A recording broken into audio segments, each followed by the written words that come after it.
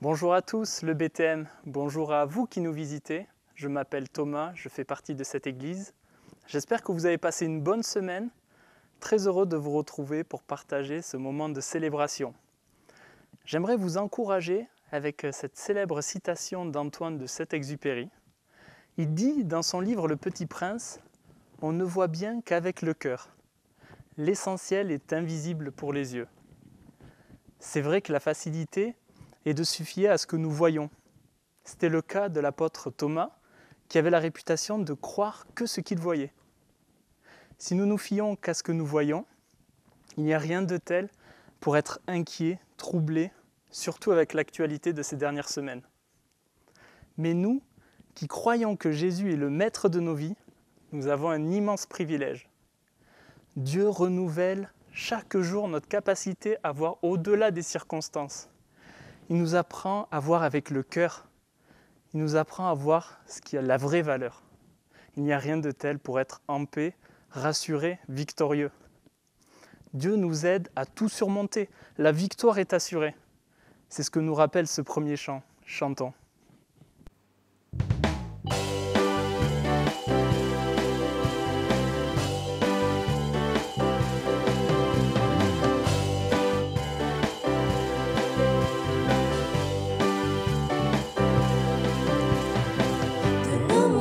Et nos vallées, de nos campagnes et nos cités, un peuple nombreux s'assemble pour louer Dieu et proclamer ensemble qu'il est le Créateur, qu'il fait de nous sa demeure pour être sel et lumière. Dieu nous appelle à servir sur la terre. Nous annonçons le roi, alléluia. Nous proclamons son nom sur ce pays. Nous célébrons sa gloire, nous chantons sa victoire, et nous vivons les dons de son esprit. Nous annonçons le roi, alléluia. Nous proclamons son nom sur ce pays. Nous célébrons sa gloire, nous chantons sa victoire, nous élevons le nom de Jésus-Christ.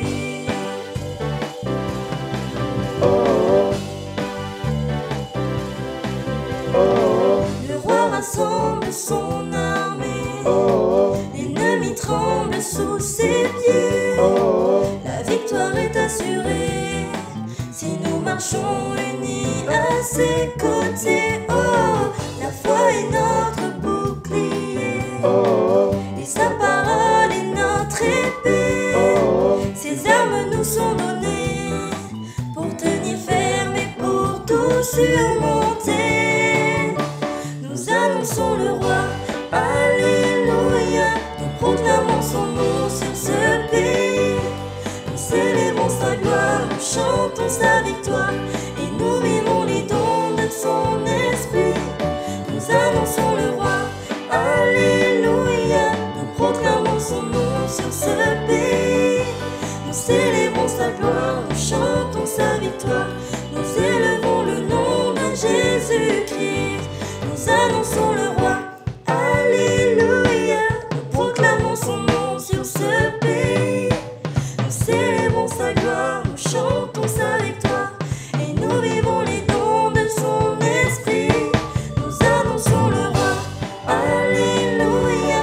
Nous proclamons son nom sur ce pays. Nous célébrons sa gloire, nous chantons sa victoire, nous élevons le nom de Jésus-Christ. Nous célébrons sa gloire, nous chantons sa victoire, nous élevons le nom de Jésus-Christ.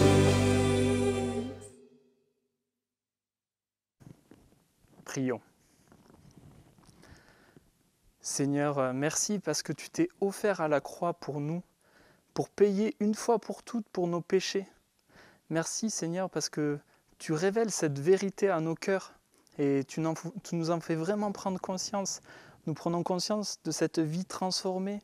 Nous voyons que tu changes nos cœurs Seigneur, tu changes notre manière de voir. Nous voyons vraiment autrement qu'avec nos propres yeux. Et merci pour ça, merci aussi parce que dans cette période de confinement, tu permets que des églises soient formées dans chacun des foyers. Tu permets qu'on puisse se réunir à travers nos cellules, et même malgré la distance.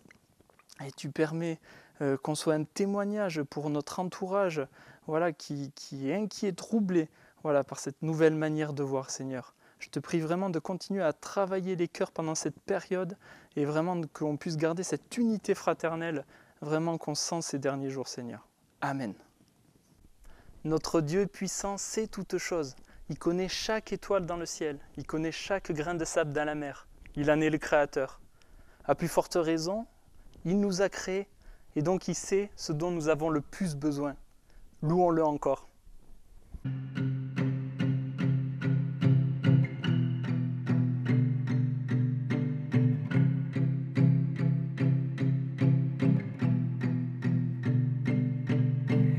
Qui a mesuré les océans, qui a compté les jours de demain, rois et nations tremblent à sa voix, la création l'exalte avec joie.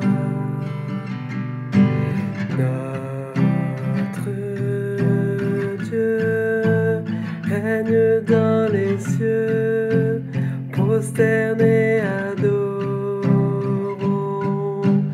notre roi, nul n'est son égal, prosternés adorons.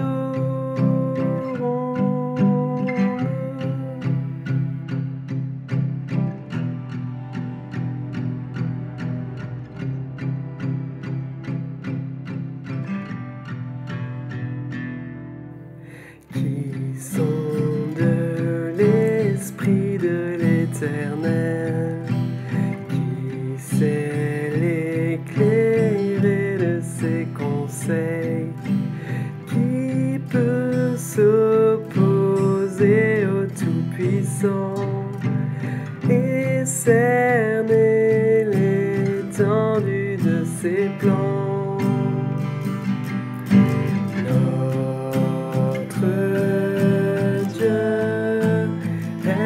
Dans les cieux, prosternés adorons notre roi, nul n'est son égal, prosternés adorons-le.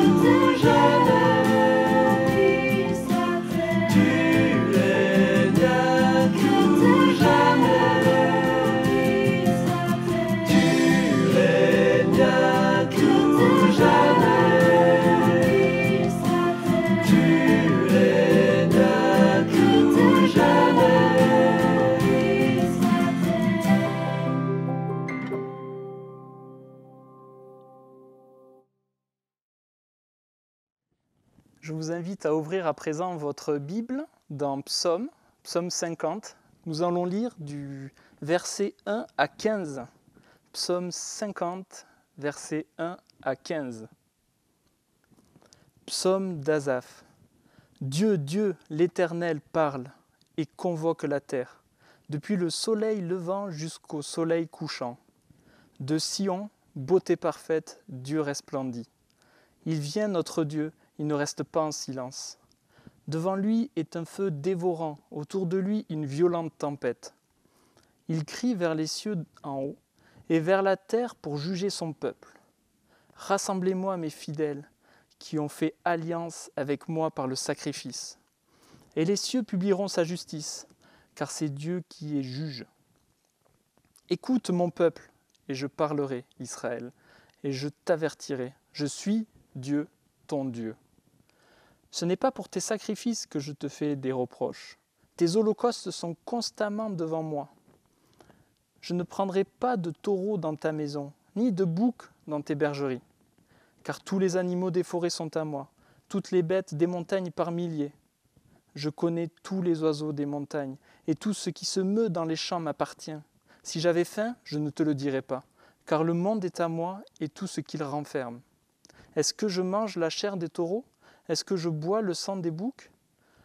Offre pour sacrifice à Dieu des actions de grâce, et accomplis tes vœux envers le Très-Haut.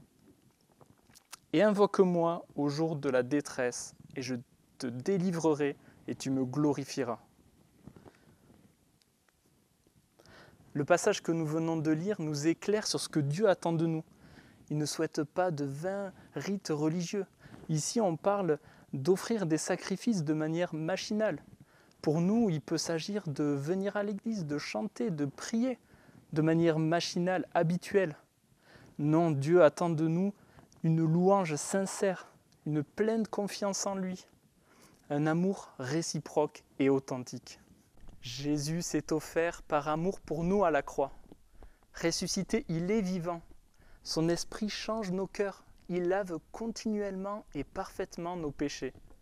Chantons « Mon Jésus, je t'aime ».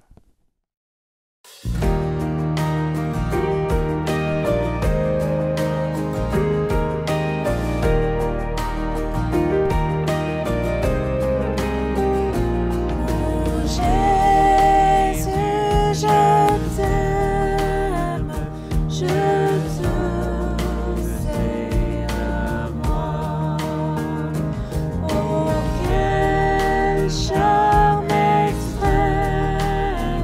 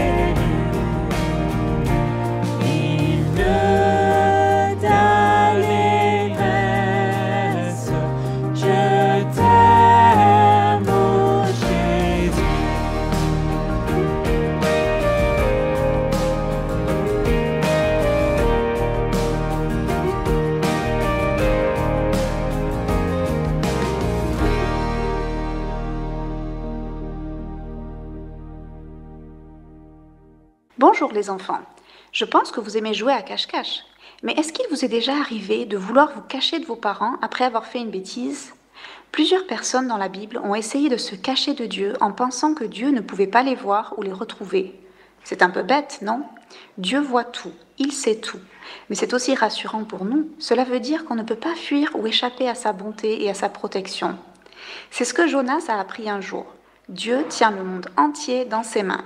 Et il te tient aussi dans ses mains.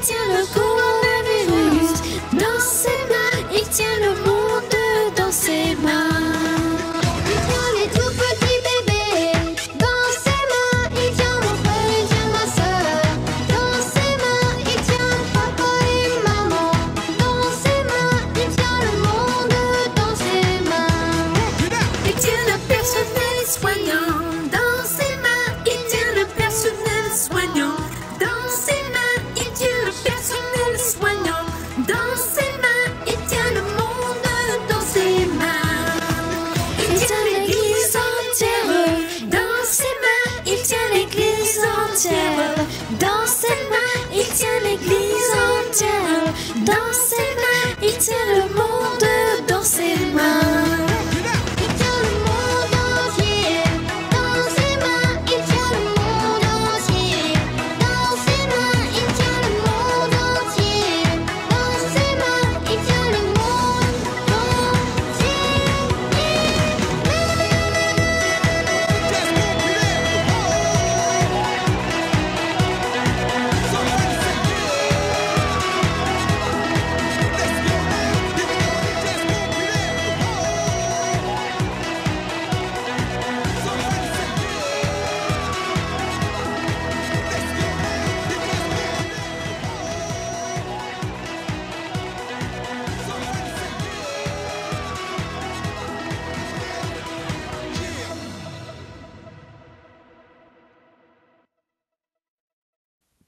Je ne sais pas quelles sont vos passions dans la vie, mais s'il y en a bien une qui devrait être cultivée, c'est la passion de Jésus. Car c'est la seule source intarissable de vie, de paix et d'amour. Louons-le encore.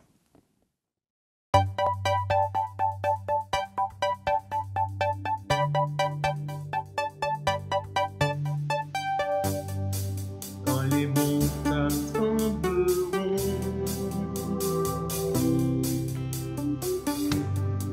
quand je serai éprouvé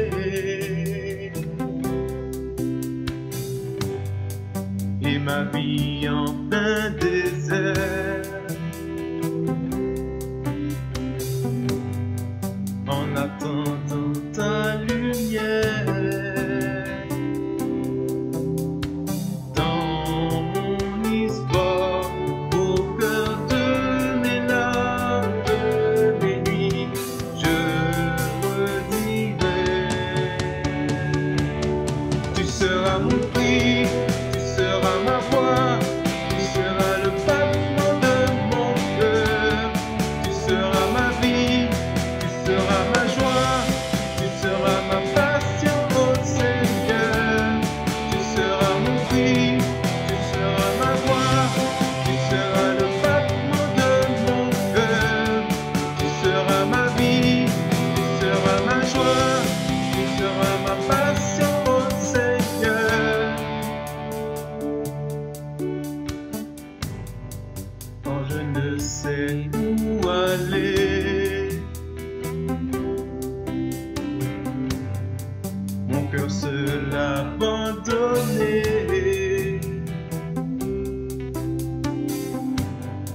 Quand je dois quitter ma terre pour découvrir ta lumière. Dans mon histoire, au cœur de mes larmes, de mes nuits, je redirai. Tu seras mon prix, tu seras ma voix, tu seras le battement de mon cœur.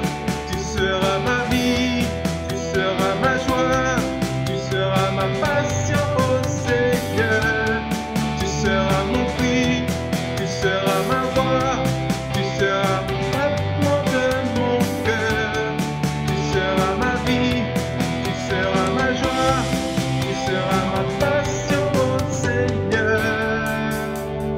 Dans mon histoire, au cœur de mes larmes, de mes nuits, je redirai. Tu seras mon prix, tu seras ma joie, tu seras le battement de mon cœur. Tu seras ma vie, tu seras ma joie, tu seras ma passion, oh Seigneur.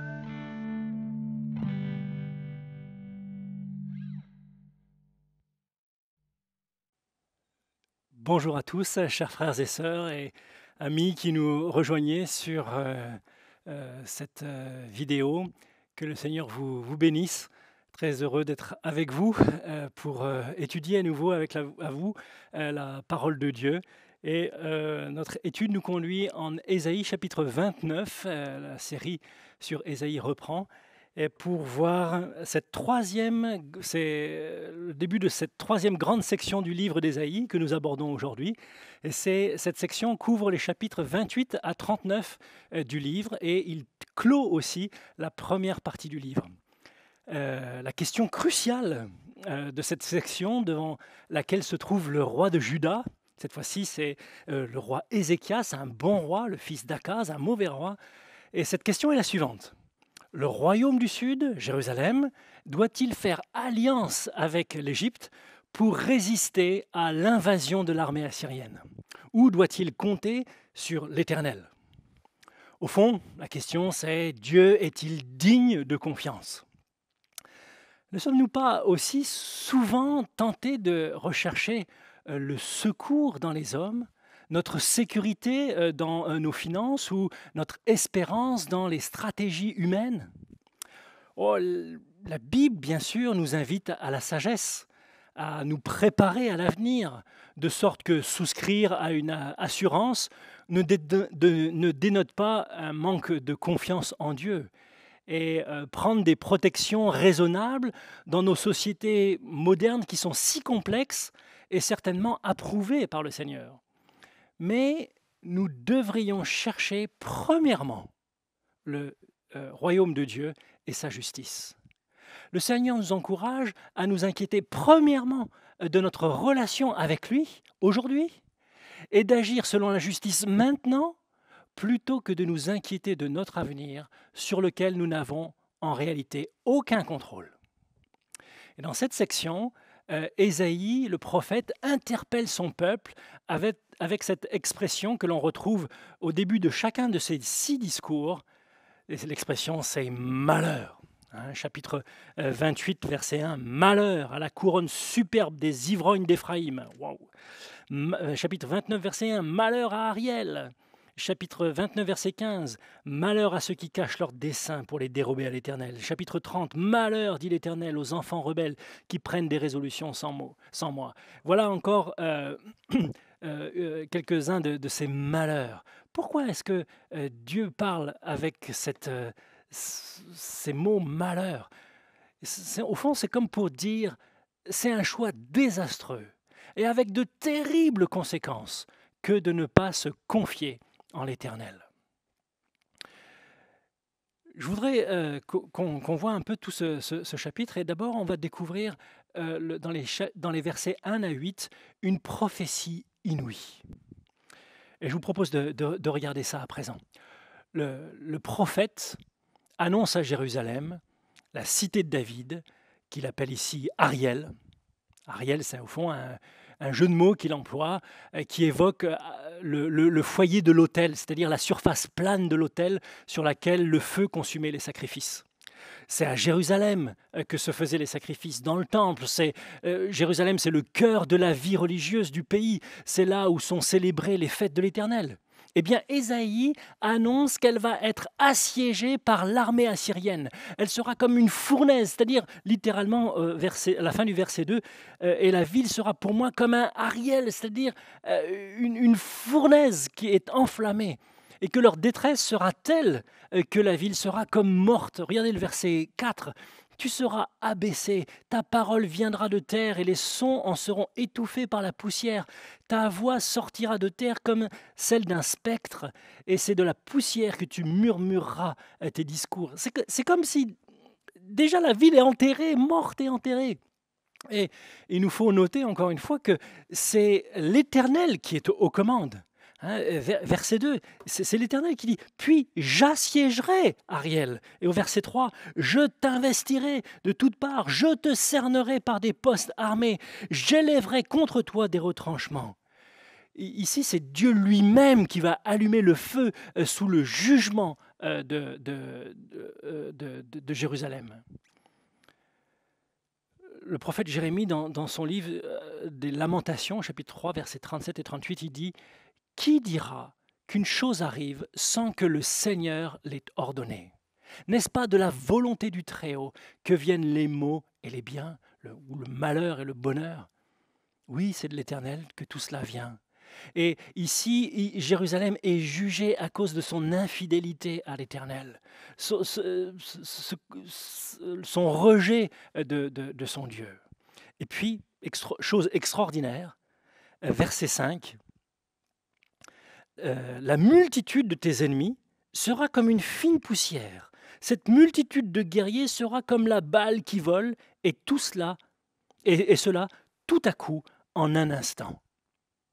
Ça, c'est une grosse surprise, une grosse prophétie d'une délivrance. Ce sont les ennemis, c'est-à-dire les envahisseurs qui vont mordre la poussière. Dieu compare l'armée assyrienne à une fine poussière, à la balle du grain qui s'envole au vent. L'Éternel souffle simplement et ses ennemis disparaissent. En une nuit, le siège de Jérusalem s'arrête et l'ennemi est dispersé. Comme dans un rêve, la chose que redoutaient les habitants de Jérusalem a disparu comme si elle n'avait jamais été. Ça, c'est le verset 7. Et la proie que s'apprêtait à dévorer les Assyriens leur échappe, comme si tout était illusion. Regardez le verset 8. Comme celui qui a faim rêve qu'il mange, puis s'éveille l'estomac vide, et comme celui qui a soif rêve qu'il boit, puis s'éveille épuisé et languissant, ainsi en sera-t-il de la multitude des nations qui viendront attaquer la montagne de Sion, Jérusalem. Et là encore, chose extraordinaire, c'est l'œuvre de Dieu. Regardez le verset 6. C'est de l'Éternel des armées que viendra le châtiment, avec des coups de tonnerre, des tremblements de terre et un bruit formidable, avec l'ouragan et la tempête, et avec la flamme d'un feu dévorant. C'est précisément ce qui va arriver. Et c'est aussi ce que dévoile le récit historique des chapitres 36 et 37 du livre d'Ésaïe. Le peuple assyrien va fuir en une nuit et le siège et la délivrance de Jérusalem va s'opérer comme ça, simplement, sans combattre, simplement par la puissance de l'Éternel. Nous devrions placer en Dieu notre confiance, parce que lui seul est au contrôle de l'avenir. Il domine sur les nations, il domine sur les tremblements de terre et sur les ouragans. Lui seul est un appui qui ne nous décevra pas. Nous devons placer notre confiance en Dieu. Et pourtant, il y a une réaction hallucinante, c'est mon deuxième point ici, à partir du verset 9 et jusqu'au verset 16. Une réaction qui provoque la stupéfaction, l'étonnement du prophète Ésaïe. C'est que la révélation du profond abaissement et le relèvement miraculeux de la ville de David ne produit rien dans leur cœur. Ça ne produit pas de repentance, ça ne produit pas de reconnaissance, pas de confiance, pas d'obéissance. Verset 11, le prophète dit « Toute la révélation est pour vous comme les mots d'un livre cacheté. » Ils ne comprennent rien. Ils rejettent le message d'Ésaïe. Ils ne peuvent saisir la vérité parce qu'elle n'entre pas dans leur concept. Leurs cœurs sont éloignés de Dieu à un tel point que les plus belles prophéties, les prophéties les plus inouïes, ne touchent pas leur cœur. Avez-vous l'impression que c'est un peu ce que vous vivez? Que le message de la Bible reste obscur pour vous, que la volonté de Dieu, vous n'arrivez pas à la saisir, que vous ne comprenez pas Dieu et ce qu'il fait? Vous savez, le problème ne vient pas du message. Il ne vient pas non plus de Dieu qui nous transmet le message. Mais le problème vient de nous, qui ne pouvons pas le recevoir. Et le problème, ce n'est pas un problème dans l'émission ni dans la transmission, mais dans la réception. Et la réception, elle s'opère avec le cœur. C'est donc l'attitude de notre cœur qui nous rend réceptifs ou non à la parole de Dieu. Et Ésaïe, il va dénoncer ici 3 mauvaises attitudes de cœur qui nous empêchent de capter le message, de comprendre ce que fait Dieu et sa volonté. Regardez verset 13 tout d'abord. Il dénonce une attitude hypocrite. Le Seigneur dit « Quand ce peuple s'approche de moi, il m'honore de la bouche et des lèvres, mais son cœur est éloigné de moi, et la crainte qu'il a de moi n'est qu'un précepte de tradition humaine. » Le ritualisme vide de sens ne saurait procurer aucunement la moindre intimité avec Dieu. Ce verset est cité par Jésus lui-même à l'adresse des pharisiens de son époque, dans les évangiles de Matthieu et de Marc. C'est-à-dire, les pharisiens, c'était des hommes religieux. Ils sont préoccupés par bien réciter leurs prières, plus que par ce qu'ils disent et l'attitude de leur cœur. Ce sont des professionnels de la religion, des sacrifices. Ils savent quoi offrir, quand, où, comment l'offrir, mais ils ne se préoccupent pas du pourquoi. Nous pouvons nous aussi avoir une attitude similaire. Parce que nous avons effectué certaines activités religieuses, nous croyons que Dieu doit nécessairement faire notre volonté. Nous avons prié longtemps et avec ferveur. Aussi, Dieu doit guérir notre enfant. Nous sommes allés à l'église tous les dimanches pendant des mois. Par conséquent, Dieu doit nous donner un bon travail. J'ai prié, j'ai lu la Bible tous les jours pendant des semaines. Par conséquent, Dieu doit restaurer mon couple. Mais ce ne sont pas des actes d'adoration en réalité. Ce sont de basses tentatives de manipuler Dieu. En réalité, nous ne voulons pas de Dieu avec une telle attitude de cœur. Nous ne voulons pas de Dieu dans nos vies, nous voulons ce qu'il peut faire pour nous. Dieu n'est pas très attiré par les sacrifices. Il dit dans le psaume 51, verset 17, « Les sacrifices qui sont agréables à Dieu, c'est un esprit brisé. Ô Dieu, tu ne dédaignes pas un cœur brisé et contrit. » Nous les hommes, nous sommes profondément religieux. Et quand nous nous présentons devant Dieu, nous voulons faire bonne figure. Alors, nous adoptons la posture qui va bien. Nous nous rassurons dans une genuflexion, dans un ton solennel, un cierge qui brûle, une prière que l'on récite. Mais la vérité, c'est que nos cœurs peuvent être éloignés de lui tout en pratiquant ces choses. Dieu sait ce qu'il y a au fond de nos cœurs. Il n'est pas impressionné par nos rites. Dieu veut que l'on tombe le masque et que l'on soit sincère devant lui. Sinon, nous n'entendrons pas sa voix. Si vous saviez que la personne que vous avez en face de vous se fout royalement de ce que vous allez lui dire. Oh, elle semble très attentive, mais au fond, elle ne fera que ce qu'elle veut. Si vous saviez lire dans son cœur, est-ce que vous perdriez votre temps à lui parler? Dieu, il connaît l'attitude de nos cœurs. Alors, ne nous moquons pas de lui. Ne jouons pas la comédie. La deuxième attitude fausse qu'il dénonce, ou mauvaise attitude, c'est justement une attitude fausse. Regardez verset 15. Il dit « Malheur à ceux qui cachent leurs desseins pour les dérober à l'Éternel, qui font leurs œuvres dans les ténèbres et qui disent « Qui nous voit et qui nous connaît ?» Le prophète ici, il fait certainement allusion aux tractations secrètes que les chefs de Jérusalem avaient engagées avec l'Égypte pour combattre les Assyriens. Le Seigneur, il leur avait recommandé de ne pas se risquer à ce jeu-là. Mais comme ils veulent quand même le faire, ils cherchent à lui cacher leur stratégie. Mais non, mais soyons sérieux. Croyons-nous que Dieu ne voit qu'en plein jour? Hébreux 4,13 dit « Nulle créature n'est cachée devant lui, mais tout est à nu et à découvert aux yeux de celui à qui nous devons rendre compte. » Qui s'imagine pouvoir faire quelque chose à l'insu de Dieu, comme si Dieu ne voyait pas, ne savait pas? Dieu remplit le ciel et la terre. Il voit dans le secret, il sonde les cœurs. Il connaît nos motivations, nos pensées. N'est-ce pas méprisant envers lui de faire comme s'il était ignorant et aveugle? Pourquoi Dieu parlerait-il à une telle personne? Pour entendre Dieu et le comprendre, on doit avoir un cœur honnête devant lui.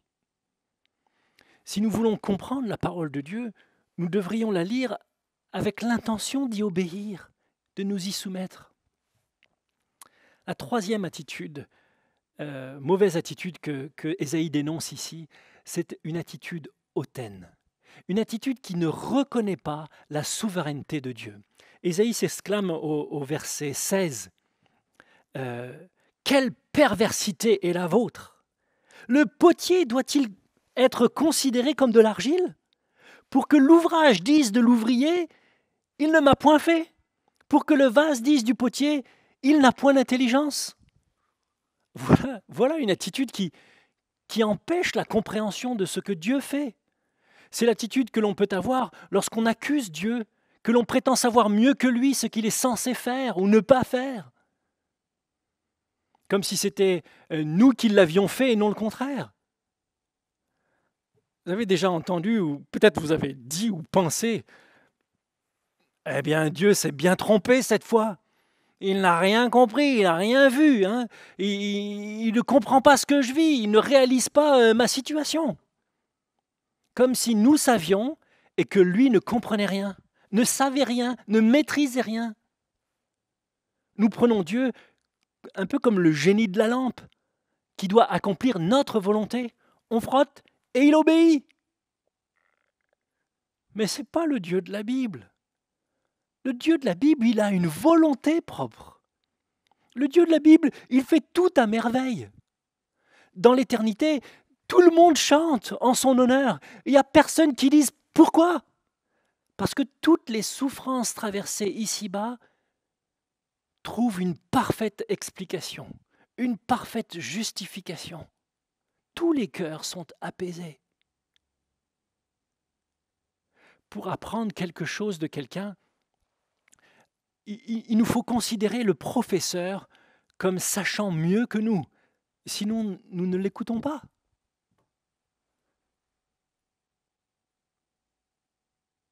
Du coup, si vous pensez savoir mieux que Dieu, Dieu ne se révèle pas. Mais lorsqu'on s'assoit à ses pieds et que l'on écoute, il parle. Alors, prenons notre place de créature. Prêtons attention à sa parole. Dans des situations difficiles qui engendrent des souffrances, nos cœurs vacillent parfois. Et on se dit, mais pourquoi, Seigneur? Et pourquoi, Seigneur? C'est une question légitime. mais la réponse ne viendra que si nous avons la bonne attitude de cœur devant Dieu. Je m'explique. Je peux dire « Mais pourquoi ?» Comme si j'étais juge et que je faisais venir Dieu à la barre depuis le box des accusés, le sommant de me donner des explications. Dans ce cas, je n'aurai pas de réponse, parce que Dieu n'est pas dans le box des accusés. Mais je peux également dire, mais pourquoi, Seigneur?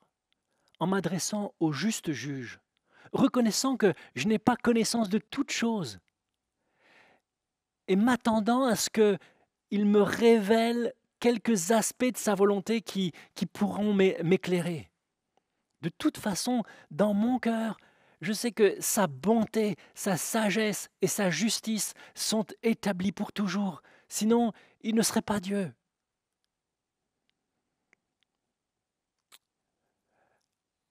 À ces trois mauvaises attitudes de cœur s'ajoute un jugement de Dieu qui nous empêche de saisir sa parole. Regardez le verset 10. Car l'Éternel a répandu sur vous un esprit d'assoupissement. Il a fermé vos yeux, les prophètes. Il a voilé vos têtes, les voyants. C'est comme, et ça c'est certainement la pire des situations que l'on puisse connaître. C'est comme si Dieu nous abandonne à nos propres cœurs. Ici, Dieu a abandonné son peuple à la dureté de son cœur dans laquelle il se complaisait. C'est comme si Dieu leur disait « Ah, vous fermez votre cœur à la parole de Dieu. Vous conservez votre attitude hypocrite, fausse et hautaine devant moi. Eh bien, soit gardez vos illusions, je vous livre à votre aveuglement. Toute votre prétendue sagesse est une folie qui vous conduira au final à une ruine complète. C'est pourquoi, dit Dieu au verset 14, c'est pourquoi je frapperai encore ce peuple par des prodiges et des miracles, et la sagesse de ces sages périra, et l'intelligence de ces hommes intelligents disparaîtra. Vous pensiez sage de vous confier dans l'Égypte, mais aux yeux de Dieu, c'est de la rébellion. Vous avez refusé de croire en moi et dans mon secours. C'est pourquoi je vais faire échouer votre politique. Aussi montrer que toute votre sagesse, en fait, c'est que de la folie. Certains commentateurs y voient la prophétie de l'invasion babylonienne. Mais l'accomplissement ultime, où Dieu réduit à néant la sagesse et l'intelligence des hommes, c'est à la croix. Et ça, c'est mon troisième point. Une promesse merveilleuse. C'est lorsque Paul évoque la folie de l'Évangile dans le Nouveau Testament qu'il cite Ésaïe 29, verset 14. Laissez-moi vous lire quelques versets dans 1 Corinthiens chapitre 1, versets 18 à 25. Car la prédication de la croix est une folie pour ceux qui périssent, mais pour nous qui sommes sauvés, c'est une puissance de Dieu. Aussi est-il écrit, voilà la citation de Ésaïe 29, verset 14, « Je détruirai la sagesse des sages, et je rendrai nulle l'intelligence des intelligents. » Où est le sage? Où est le scribe? Où est le raisonneur de ce siècle? Dieu n'a-t-il pas convaincu de folie la sagesse du monde? Car puisque le monde, avec sa sagesse, n'a point connu Dieu, il a plu à Dieu, dans sa sagesse, de sauver les croyants par la folie de la prédication. Oh, les Juifs demandent des miracles et les Grecs cherchent la sagesse. Nous prêchons Christ crucifié, scandale pour les Juifs et folie pour les païens. Mais puissance de Dieu et sagesse de Dieu pour ceux qui sont appelés tant juifs que grecs, car la folie de Dieu est plus sage que les hommes et la faiblesse de Dieu est plus forte que les hommes.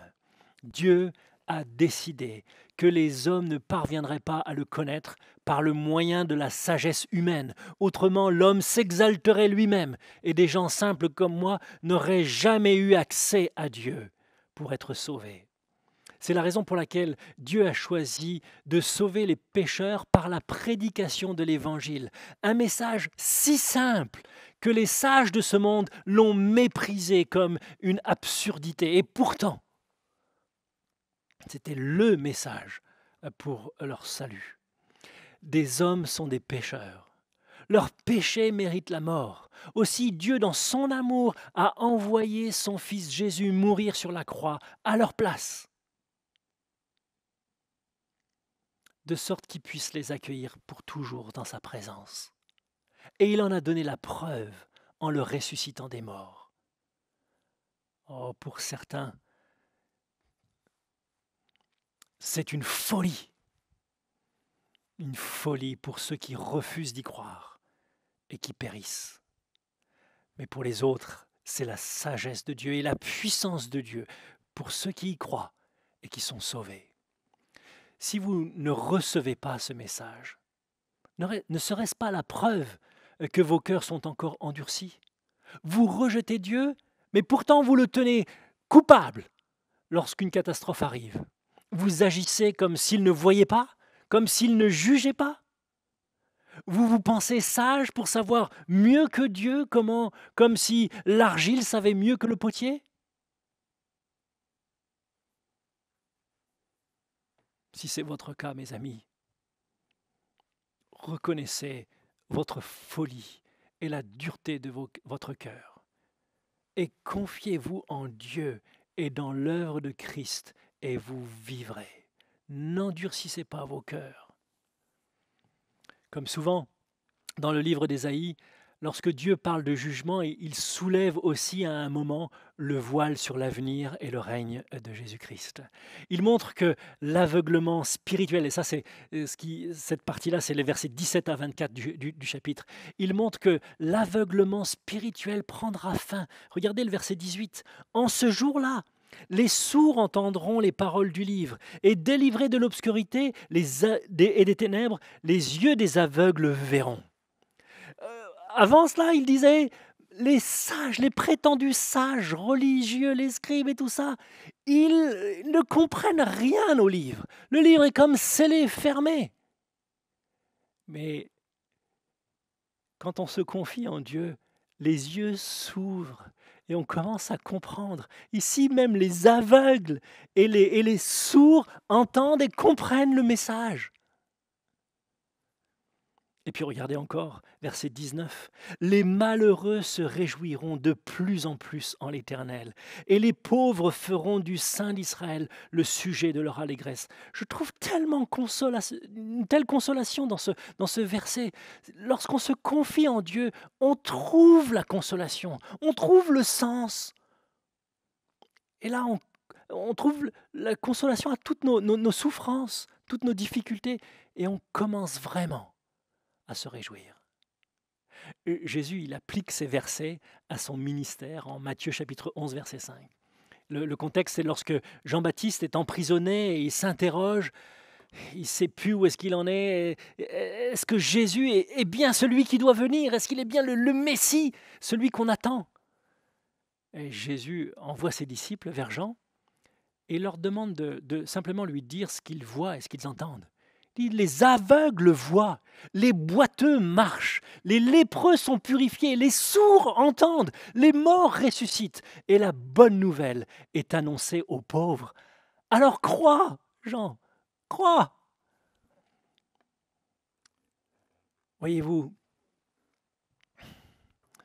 quand Jésus entre dans une vie, quand il établit son règne dans nos cœurs, les aveugles voient. Et les malheureux se réjouissent. Je ne sais pas si vous hésitez encore à placer votre confiance en Dieu, mais je vous en supplie, laissez-le régner sur vos cœurs. Et vous allez voir, et vous allez vous réjouir. Oh, combien il est digne de toute votre confiance. Il est le seul sage. Il fait concourir toutes choses à notre bien. Soyez-en certains. Que Dieu vous bénisse. Amen. Prions Dieu. Seigneur notre Dieu, nous voulons encore te remercier parce que tu es entièrement digne de notre confiance. Tu connais toutes choses. Tu es le Dieu infiniment sage. Tu es celui qui nous a créés et qui nous aime. Tu sais aussi, Seigneur, la dureté de nos cœurs, l'hypocrisie, la fausseté, le caractère hautain de nos cœurs, qui te jugent, nous les créatures, nous l'argile. Et Seigneur, tu ne nous as pas laissés dans notre endurcissement, dans nos ténèbres, mais tu t'es révélé à la croix dans un message tellement simple que n'importe lequel d'entre nous peut le comprendre et se confier en lui. Seigneur, on te prie pour que tu transformes nos cœurs. À la croix, tu as confondu, Seigneur, les sages, les puissants. Le message de la croix, c'est un message simple qui confond l'intelligence des intelligents.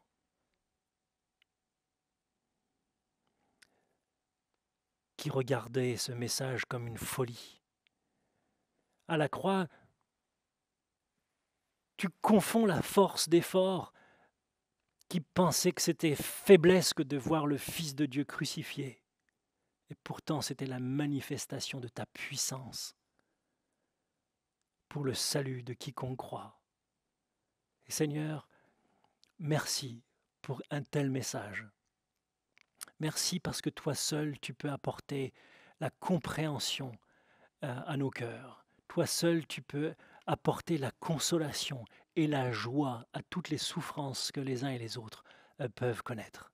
Seigneur, on te prie d'agir dans les cœurs et d'attirer chaque cœur à toi. Tout cela pour la gloire de ton nom. Amen. Amen. Que Dieu vous bénisse, qu'il vous encourage, qu'il vous donne un bon dimanche. Confiez-vous en lui. Et je vous propose de chanter un dernier cantique. Ouvre les yeux de mon cœur pour que je puisse te voir. Ouvre les yeux de mon cœur, les yeux de la foi. Que Dieu vous bénisse. Chantons.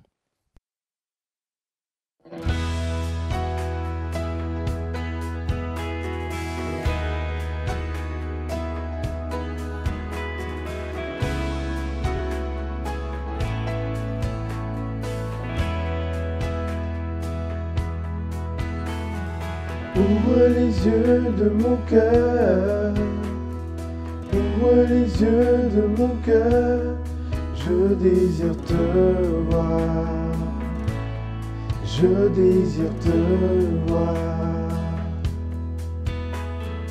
Ouvre les yeux de mon cœur, ouvre les yeux de mon cœur, je désire te voir. Je désire te voir, élevé au plus haut des cieux, rayonnant de l'éclat de ta gloire. Répand ton amour, ta force, alors que nous chantons, tu es seul. Ouvre les yeux de mon cœur, ouvre les yeux de mon cœur, je désire te voir, je désire te voir. Ouvre les yeux de mon cœur, ouvre les yeux de mon cœur, je désire te voir, je désire te voir. Élevé au plus haut des cieux, rayonnant de l'éclat de ta gloire. Répand ton amour, ta force, alors que nous chantons, tu es saint. Élevé au plus haut des cieux, rayonnant de l'éclat de ta gloire.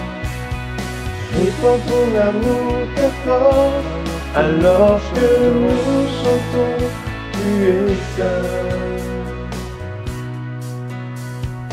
Tu es saint, tu es saint, tu es saint, tu es saint, tu es saint, tu es saint, je désire te voir. Tu es saint, tu es saint, Tu es ça, tu es ça, tu es ça, tu es ça, tu es ça, je désire te voir.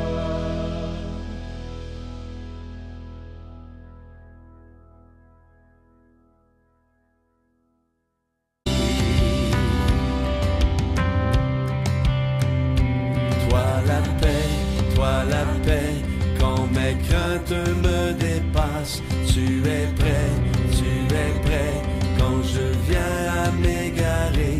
Toi ma joie, c'est toi que mon cœur adore, car tu vis, oui tu vis, la mort n'a plus de pouvoir.